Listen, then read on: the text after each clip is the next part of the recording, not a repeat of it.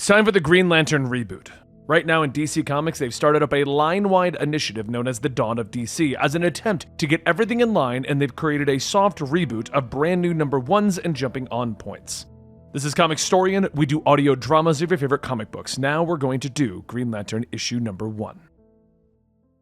The miners all sit in the dark.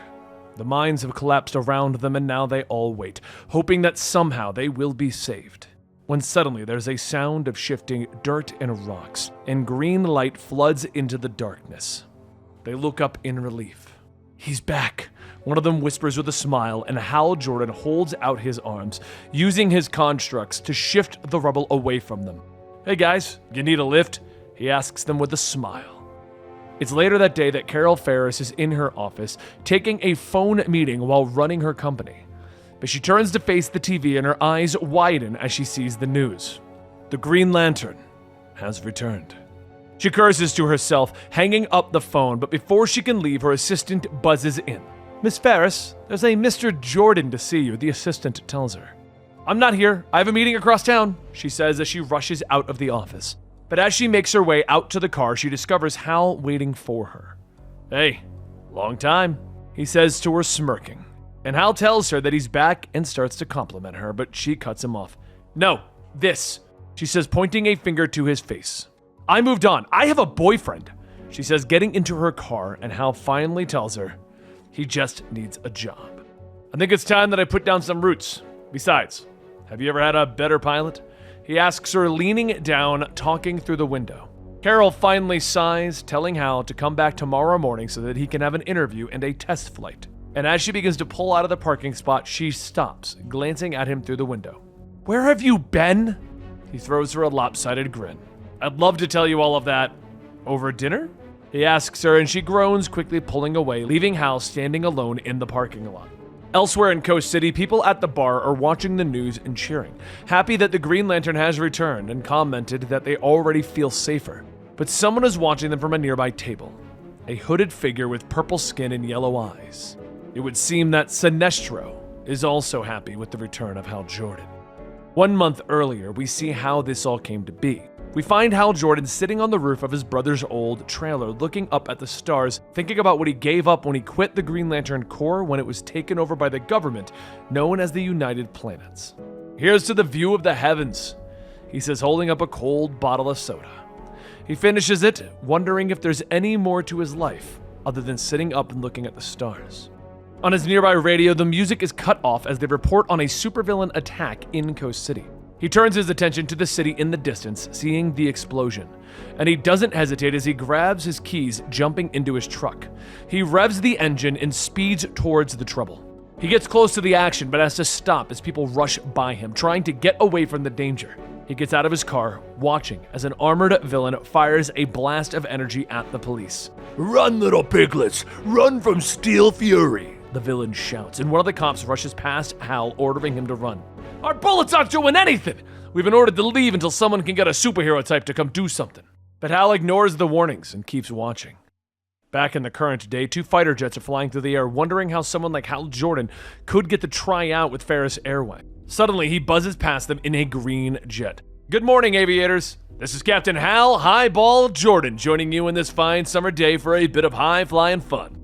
Back over in the control booth, Carol orders Hal to take it easy on her fighters, ordering the others to take him through the obstacle course. The jets drop down into a nearby cannon, and the pilots try to start Hal off slow. But Jordan doesn't want any of that, and he begins to push his jet even faster, dodging and weaving through the canyon. Carol continues to order him to slow down, but Hal refuses, and as he reaches the end of the obstacle course, he pulls up sharply, smashing the bottom of his fighter against the rocks and blowing it up into a massive fireball. "Hal!" Carol screams out angrily. But over at Ferris Air, the cockpit of Hal's drone fighter opens up, and he looks at everyone sheepishly. "Hey Carol, guys, these drones are really something," he says, and it doesn't take long for Hal to find himself in Carol's office, where she yells at him for destroying an expensive piece of equipment. She tries to explain to him that only the military are using manned fighter jets anymore, and they are phasing them out. "Hal, drone fighters are the future, a future that Ferris Air is investing in," she tells him, and Hal apologizes. "Carol, I didn't," he begins to tell her, but she stops him. "You didn't think, Hal! You never do!"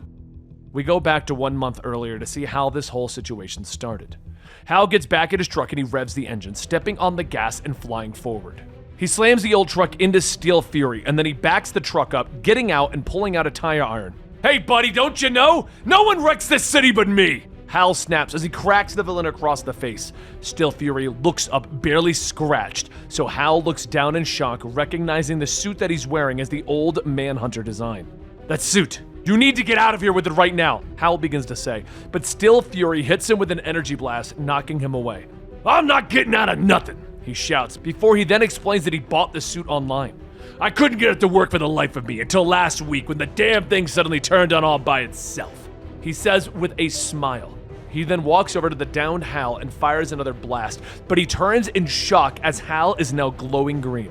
"What the? How are you not a pile of ash?" Hal holds up his hand, blocking the blast. "That suit was made a long time ago by some annoying blue aliens. Its power source is manipulated by willpower, and buddy, there ain't anyone on Earth with more willpower than me." Steel Fury backs up as Hal suddenly transforms into the Green Lantern. "Who are you?" But Hal smiles.